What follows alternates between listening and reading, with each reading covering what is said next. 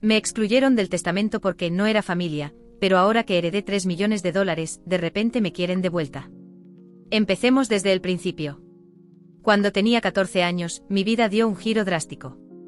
Mi madre decidió que era momento de sentar cabeza nuevamente, esta vez con un hombre que ya tenía un hijo de su matrimonio anterior.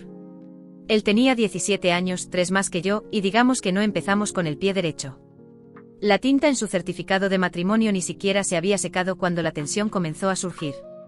Al principio eran cosas pequeñas, los típicos conflictos que surgen cuando obligas a extraños a vivir juntos y los llamas familia. Dejaba sus platos sucios en el fregadero como si fueran a lavarse solos, y yo era la que terminaba recibiendo el sermón sobre el desorden en la cocina. O mi champú desaparecía misteriosamente más rápido de lo normal, solo para descubrir que mi nuevo hermanastro estaba usando mi producto favorito sin siquiera preguntar. Pero no era solo su actitud lo que me molestaba, sino también la forma en que mi padrastro manejaba las cosas. Siempre asumía que yo era la raíz de todos los problemas. Si algo estaba fuera de lugar, de alguna manera era mi culpa. ¿Y mi madre? No ayudaba mucho.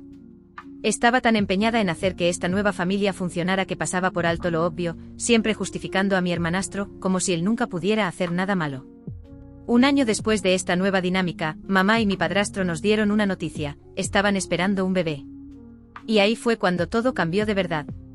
De repente toda la atención estaba en prepararse para la llegada del nuevo miembro de la familia. La casa necesitaba redecorarse y adivinen de quién era la habitación que convenientemente se convirtió en la nueva guardería. Sí, la mía. Me trasladaron a la pequeña habitación de invitados, que apenas tenía espacio para mis cosas.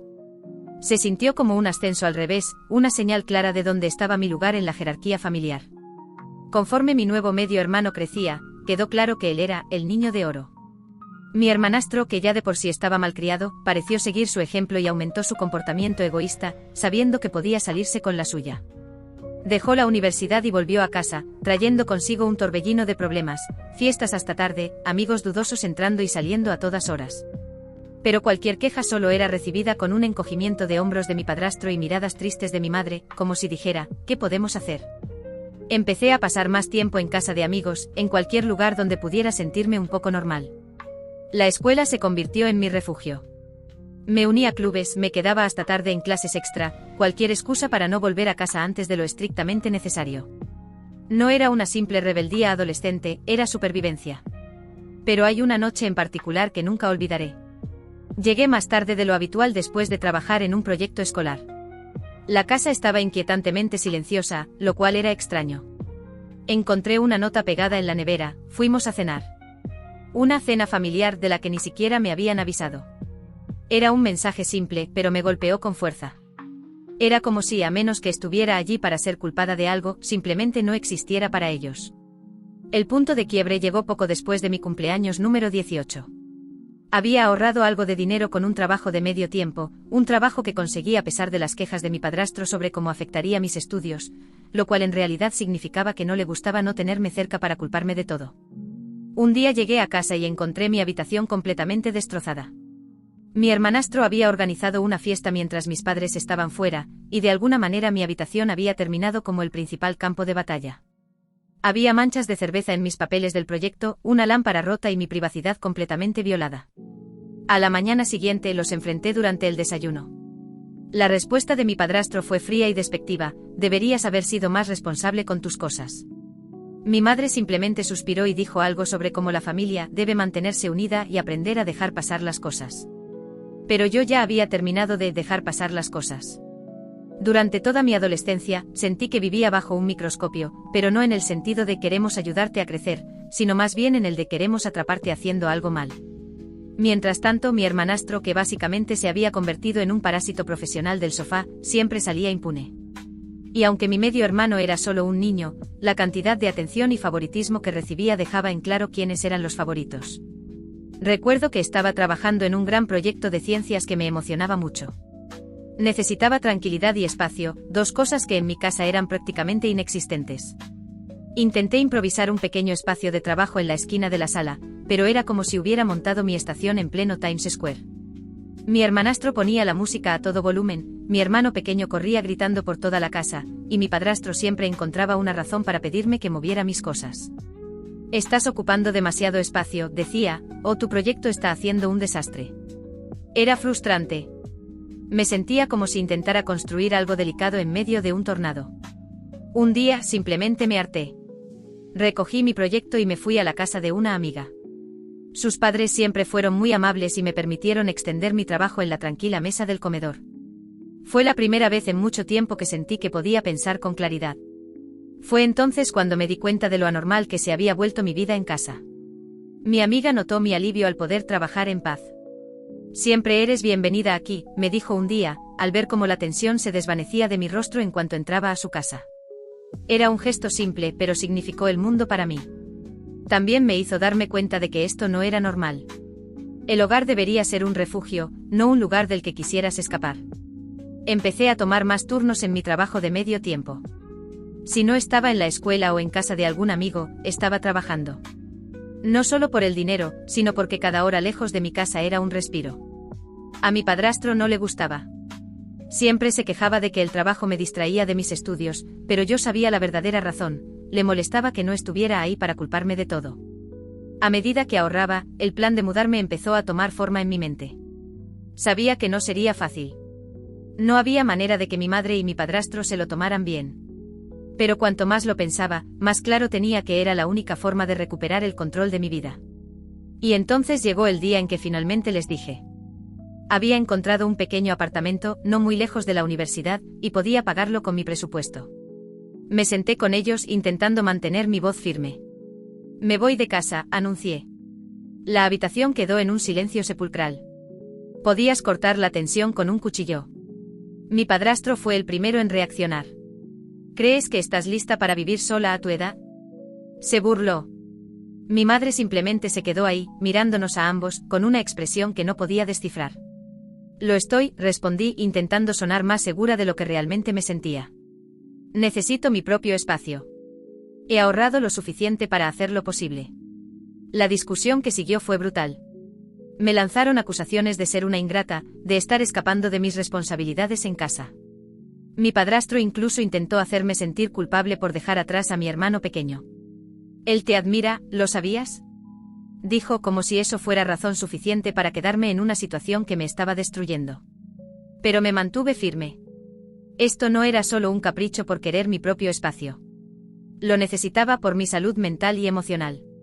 Pasé los siguientes días empacando mis cosas, y con cada objeto que guardaba en una caja, sentía que estaba construyendo una pequeña fortaleza a mi alrededor.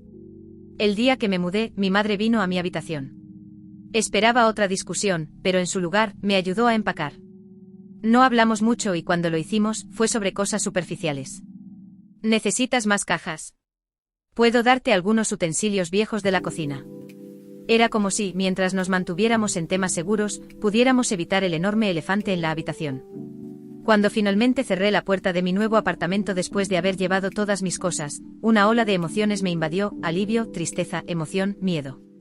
Ahora estaba sola. Verdaderamente sola. Era aterrador, pero también liberador. Las primeras noches fueron las más difíciles. El apartamento se sentía demasiado silencioso, demasiado vacío. Extrañaba incluso los ruidos molestos de mi casa.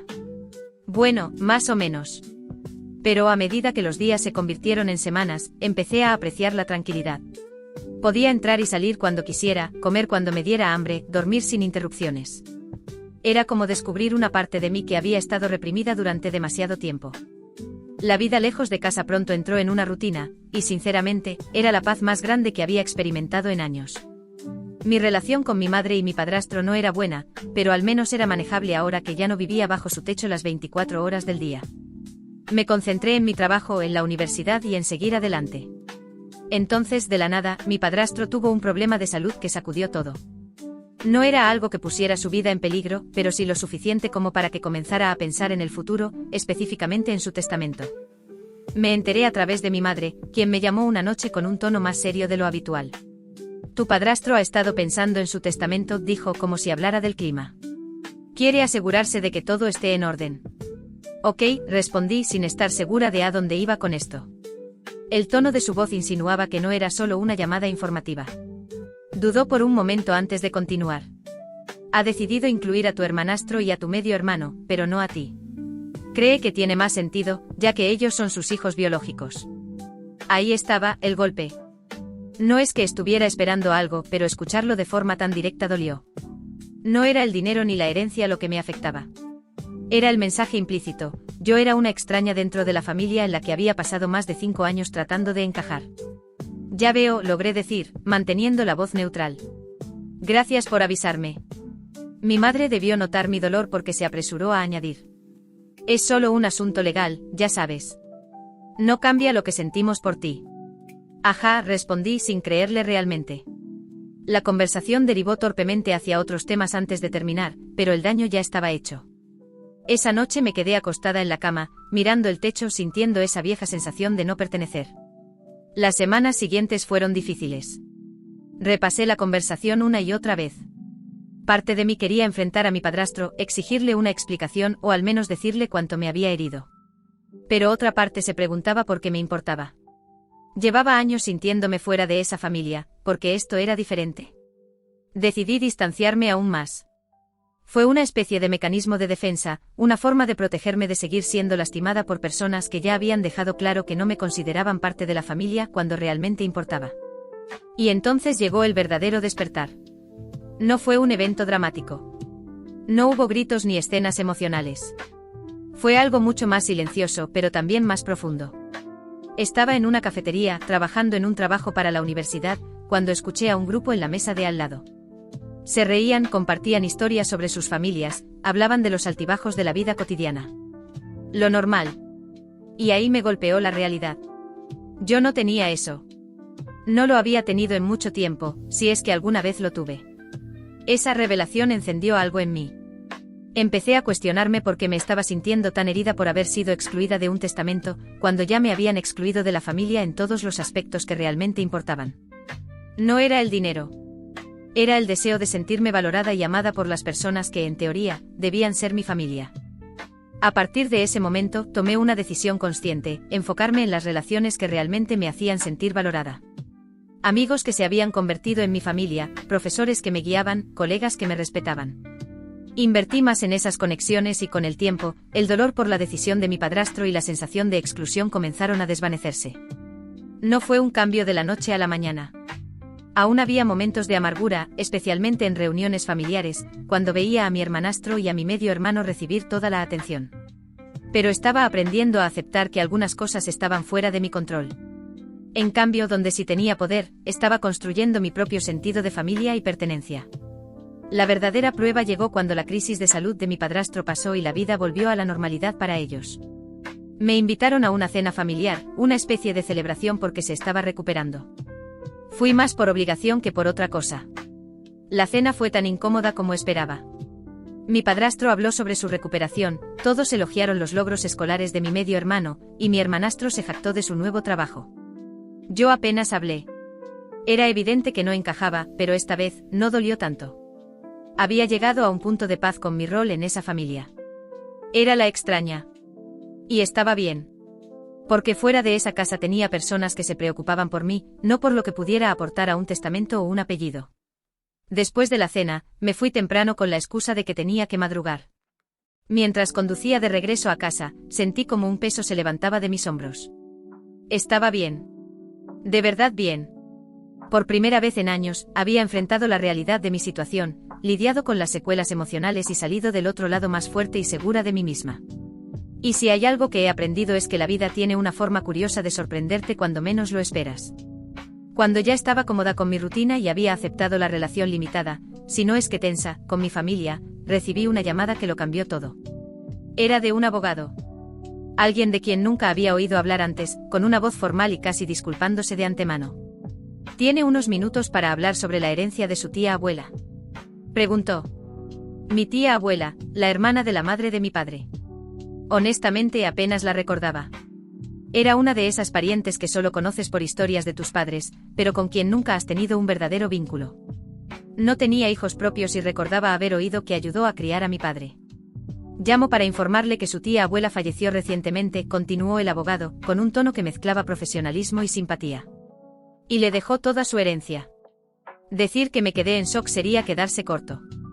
Sentí una mezcla de emociones, tristeza por su fallecimiento, confusión por haber sido la elegida y una abrumadora sensación de responsabilidad por lo que venía.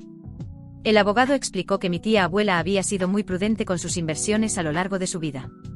Dejó un patrimonio considerable, incluyendo un fideicomiso que ahora me pertenecía.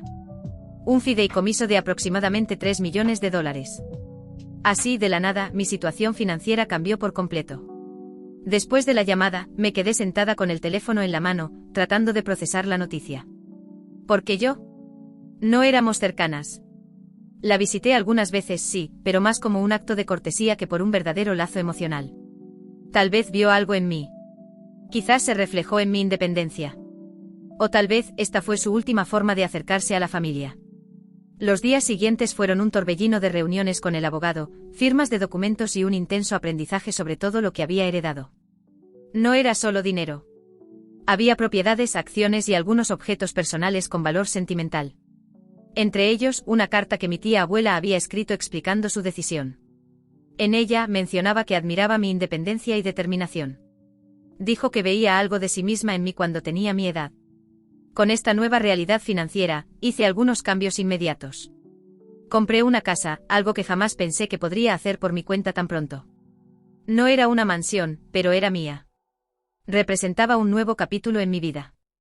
También invertí en una propiedad de alquiler, pensando a futuro en mi estabilidad financiera. El resto del dinero lo puse en ahorros e inversiones, asesorándome con un experto para tomar decisiones inteligentes. Pero con el dinero vienen las responsabilidades, y como pronto descubriría, el drama. No le conté a nadie de mi familia sobre la herencia. Quería evitar problemas. Sin embargo, los secretos siempre encuentran la manera de salir a la luz. Todo comenzó con un primo que, de alguna manera, se enteró a través de contactos en el mundo legal. Antes de que pudiera reaccionar, mi mamá lo sabía. Y una vez que ella lo supo, no pasó mucho tiempo antes de que todos lo supieran. Las llamadas comenzaron a llegar. Primero de mi mamá. Luego de mi padrastro, mi hermanastro y hasta de parientes con los que no hablaba desde hacía años. Todos parecían tener una razón por la cual necesitaban una parte de mi herencia. Los tiempos están difíciles, me decían. O peor aún. ¿Sabes lo mal que ha estado de salud tu padrastro? Era como si de repente recordaran que existía. Pero no como hija, nieta o sobrina. Sino como un banco. Me bombardearon con solicitudes de préstamos, regalos e incluso exigencias directas de dinero. Se sentía como si estuviera viendo a un grupo de buitres dando vueltas en círculos, esperando su oportunidad para abalanzarse. La presión fue inmensa. Por un momento dudé. Me pregunté si estaba siendo egoísta al quedarme con todo. Pero luego recordé. Recordé los años en los que me habían hecho sentir como una extraña en mi propia familia. Los años de trabajar sin descanso para ahorrar, de salir adelante sola, de pagarme la universidad sin su ayuda. Esta herencia era mi oportunidad de asegurar mi futuro. Y no iba a dejar que la culpa o la manipulación me hicieran dudar. Cuando mi mamá me preguntó directamente por qué no le había contado sobre la herencia, tuve suficiente. Le expliqué con calma, pero con firmeza, que la distancia entre nosotras no era solo física, sino emocional. Que sus decisiones y las de mi padrastro y mi hermanastro me habían demostrado dónde estaba mi lugar en esa familia. Que esta herencia era mi oportunidad de vivir mi vida en mis términos, sin depender de nadie. Es mi vida, le dije, y tengo que vivirla a mi manera. Lamento si eso te duele, pero ahora debo hacer lo mejor para mí. La reacción fue la esperada. Me llamaron ingrata, egoísta. Pero no cedí. Con el tiempo, las llamadas fueron disminuyendo. Las súplicas de dinero se evaporaron cuando se dieron cuenta de que no iba a ceder. Fue una lección dura. Pero también una lección necesaria. La familia no se define solo por la sangre o el matrimonio, sino por las personas que te apoyan sin esperar nada a cambio. Esas eran las relaciones que realmente valoraba y en las que seguí invirtiendo. La herencia en sí se convirtió en un recordatorio agridulce de mi tía abuela. Una mujer que desearía haber conocido mejor. Su último regalo para mí no fue solo riqueza, sino claridad. La certeza de que tenía derecho a defenderme. A no dejarme manipular. A vivir mi vida sin miedo al costo. Parecía que todos tenían el mismo guión, solo cambiaban los nombres. Una de las llamadas más difíciles fue la de mi padrastro. Nunca había sido una persona cálida, pero ahora sonaba frío y calculador. Sabes que siempre te hemos considerado parte de esta familia, dijo un día, su voz impregnada de una falsa amabilidad. Es justo que pienses en tus hermanos en este momento difícil. Su intento de manipulación era evidente. Mis hermanos nunca me han considerado familia, a menos que necesitaran algo, solté sin pensar, sorprendida incluso de la dureza de mi propio tono. Eso es una manera muy cruel de decirlo, replicó visiblemente sorprendido. Siempre había sido la hijastra sumisa, la que no causaba problemas. Pero esta vez no estaba dispuesta a seguir ese papel. La conversación se volvió cada vez más tensa. Él me acusó de ser egoísta. Yo le recordé todas las veces que me habían excluido, las ocasiones en las que me hicieron sentir que no pertenecía. Al final, ambos colgamos sabiendo que nuestra relación jamás sería la misma. El golpe final vino cuando mi mamá intentó mediar, lo que en realidad significaba ponerse del lado de mi padrastro y tratar de convencerme de compartir mi herencia. Es lo que hace la familia, insistió durante una visita inesperada a mi nueva casa. Me quedé en silencio por un momento, cansada y frustrada. La familia también se apoya mutuamente, respondí con un suspiro. ¿Cuándo me han apoyado ustedes así? ¿Emocionalmente o financieramente? No tuvo respuesta. La verdad era que nuestra relación siempre había sido superficial en el mejor de los casos. El dinero solo había sacado a la luz lo que siempre había estado ahí. Después de aquella conversación, las llamadas y los mensajes disminuyeron hasta desaparecer. Parecía que finalmente habían aceptado que no iba a ceder. Sentí alivio, pero también una profunda decepción. Dolería siempre saber que, para ellos, mi valor estaba ligado a lo que podía aportar económicamente. Tras el distanciamiento con mi familia, comencé a invertir más tiempo en las relaciones que realmente importaban, amigos, colegas, personas que me apreciaban por lo que era, no por mi cuenta bancaria. También empecé a hacer voluntariado, algo que siempre había querido hacer pero nunca tuve los recursos ni el tiempo para ello. Ayudar a los demás en mis propios términos fue sanador de una forma que no esperaba. Me permitió conectar con personas, construir nuevas amistades y llenar el vacío que había dejado el amor condicional de mi familia. Además, busqué terapia. Trabajé en las heridas de traición y abandono que habían resurgido con todo este conflicto. Fue difícil enfrentar años de equipaje emocional, pero necesario. Aprendí a poner límites, a reconocer las señales de la manipulación y, sobre todo, a priorizar mis propias necesidades y bienestar. Un día decidí escribir una carta a cada miembro de mi familia que me había presionado por dinero. En cada una expresé mis sentimientos, expliqué mis decisiones y cómo sus acciones me habían afectado. No esperaba respuestas. Era un ejercicio de cierre para mí, no para ellos. Pero para mi sorpresa, mi medio hermano respondió. Solo tenía 14 años. Su carta era torpe pero sincera. Lo siento por haberte pedido dinero. Te extraño, escribió. Era un paso pequeño pero significativo. Empezamos a enviarnos mensajes de vez en cuando. Hablábamos de su escuela, de sus hobbies. No era mucho. Pero era algo. Una posible oportunidad para reconstruir al menos una relación familiar. Actualización 1. Hola a todos, solo quería darles una actualización sobre lo que ha estado pasando desde mi última publicación. Han pasado unas semanas y sinceramente me gustaría decir que las cosas han mejorado, pero en realidad han pasado de malas a mucho peores. Aprecio todo el apoyo y los consejos que me han dado. De verdad, han sido un salvavidas en medio de esta locura. Después de todo el caos con mi familia, mi mamá se puso en contacto conmigo en agosto. Quería hablar. Dado lo que había sucedido, tenía una fuerte sospecha de que esto no iba a ser simplemente una conversación para ponernos al día. Para mantener las cosas neutrales, decidimos reunirnos en un lugar público. Pensé que eso ayudaría a minimizar el drama o, al menos, evitar que se descontrolara. Desde el principio el encuentro fue incómodo. Mi mamá empezó hablando sobre lo mucho que han estado luchando financieramente. Mencionó que la colegiatura de mi medio hermano en su escuela privada se había vuelto una carga, especialmente desde que mi padrastro enfermó y le redujeron las horas de trabajo. Luego cambió de tema y comenzó a hablar sobre cómo querían renovar la casa y sobre lo mucho que necesitaba unas vacaciones para alejarse del estrés de todo. Durante toda la conversación, no me preguntó una sola vez cómo estaba yo o cómo había estado lidiando con todo esto. Me sentía cada vez más incómoda, como si solo estuviera allí para escuchar su lista de problemas. Finalmente no pude más y le pedí que fuera directo al punto. Sin titubear, me dijo que esperaba que le diera un cheque por $1 millón. Sí, leyeron bien. 1 millón. Aseguró que técnicamente todo el dinero debería ser suyo porque provenía de la herencia de su difunto esposo. Pero según ella, estaba siendo generosa al solo pedirme una tercera parte.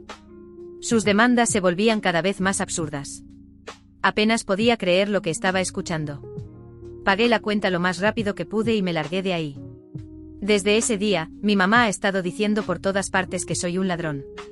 Afirma en voz alta y a cualquiera que la escuche, que la herencia debió haber sido suya desde el principio. Por si fuera poco, mi padrastro me envió un mensaje larguísimo, prácticamente una conferencia moralista sobre cómo no podía pensar solo en mí misma y que mis decisiones debían incluir a toda la familia. Le respondí recordándole muy directamente que él no me incluyó en su testamento porque no me consideraba parte de la familia. Eso pareció callarlo, al menos por el momento. Pero dudo que esto haya terminado. Las cosas han escalado al nivel del absurdo. Mi mamá y mi padrastro están difamándome por todos lados y, honestamente, me preocupa lo que puedan hacer después. Parece que están tratando de voltear a todos en mi contra, pintándome como la villana en una historia que ellos mismos han exagerado hasta lo ridículo. Estoy tratando de mantenerme fuerte y pensar con claridad, pero es difícil cuando las personas que se supone que deberían apoyarte están empeñadas en hacerte la vida más difícil. Actualización 2. Hola a todos, vuelvo con una gran actualización. Confíen en mí, estas últimas semanas han sido un torbellino y, sinceramente, solo estoy tratando de mantenerme a flote en medio de toda esta locura. De verdad aprecio todo el apoyo y los consejos que me han dado. Han sido una gran ayuda para navegar este caos, así que gracias de corazón. Hace unas semanas, de la nada, recibí una carta con un aspecto súper oficial. Era de un abogado del que nunca había oído hablar y, según él, mi mamá me estaba demandando para quedarse con una gran parte de mi herencia. Sí, leyeron bien. Mi propia madre me estaba demandando. Mi primera reacción fue un pánico total. Quiero decir, ¿quién no se asustaría? Mi mente iba a 1000 por hora, pensando en todas las batallas legales que tendría que enfrentar. Pero justo cuando creía que esto no podía volverse más digno de telenovela, mi padrastro me envió un mensaje siniestro. Me escribió: vas a lamentar no haber compartido tu dinero, porque ahora vamos a quitarte todo lo que vales. Era como algo sacado de una película mala, con el padrastro villano girando el cuchillo. La audacia de estos dos me dejó con la boca abierta. Estaba nervioso, pero no vencido. Envié la carta a mi abogado, preparándome para lo peor. Pero, ¿adivinen qué? Cuando la leyó, se echó a reír. No fue una risa contenida, sino una carcajada de «¿hablan en serio?». Después literalmente tiró la carta a la basura y me dijo que no perdiera el sueño por esto. Según él, el testamento de mi abuelo estaba blindado. Legalmente mi mamá no puede tocar ni un centavo porque ni siquiera es descendiente, y los beneficiarios están detallados con total claridad en el documento. Pero mi abogado, siendo el tipo meticuloso que es, decidió investigar un poco más sobre este supuesto abogado que me envió la carta. Y aquí viene lo bueno. El domicilio de la firma era un edificio ruinoso, que parecía abandonado desde hace años. El teléfono de contacto, desconectado. En otras palabras, mi mamá y mi padrastro se habían desesperado tanto que contrataron a un abogado probablemente trucho en un último intento de asustarme para que les diera dinero. Cuando me di cuenta de que todo era un bluff, sentí una mezcla de alivio y despertar. De verdad creyeron que podían intimidarme con una amenaza legal falsa. Con ese drama desinflado, me di cuenta de que necesito un respiro. He estado tensa, sin dormir bien y con un nivel de estrés absurdo. Hablé con mis amigos y todos estuvimos de acuerdo, es hora de una escapada. Así que decidí tomarme un tiempo libre del trabajo y hacer un viaje por carretera con mis amigos. Nada lujoso, solo visitar algunos lugares de los que siempre hemos hablado, pero nunca nos hemos tomado el tiempo de explorar. Creo que un cambio de escenario es justo lo que necesito para despejar mi mente y recargarme. Es extraño pensar en cómo ha evolucionado todo esto. Solía ver a mi mamá y mi padrastro como figuras de respeto, pero ahora, ver en lo que se han convertido es simplemente decepcionante. Pero también estoy aprendiendo que a veces, tienes que alejarte de las personas que deberían apoyarte cuando en realidad te están hundiendo. No es fácil, pero es necesario. Así que por ahora, estoy enfocada en lo positivo. En seguir adelante. En no dejar que todo este desastre me consuma más. Gracias nuevamente por todo el apoyo. Esta comunidad ha sido mi roca en medio de la tormenta, y no puedo expresar lo mucho que aprecio cada comentario y mensaje de ánimo. Brindemos por días mejores, ¿no? Nos vemos después del viaje con historias divertidas y con suerte, cero drama.